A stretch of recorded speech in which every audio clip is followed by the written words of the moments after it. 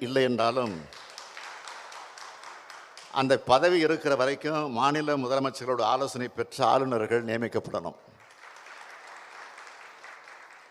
ஆளுநர்களுக்கு அதிக அதிகாரம் வழங்குகிற பிரிவு 361 நீக்கப்படும்.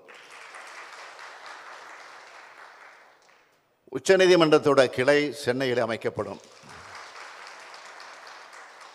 புதுச்சேரிக்கு மாநில தகுதி வழங்கப்படும்.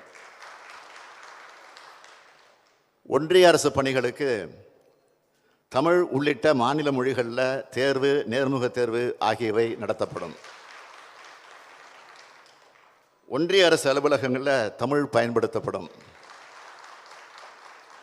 அனைத்து மாநில மொழிகளது வளர்ச்சிக்கும் சம அளவு நிதி வழங்கப்படும்.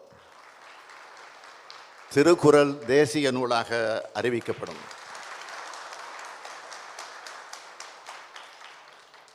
தாயகம்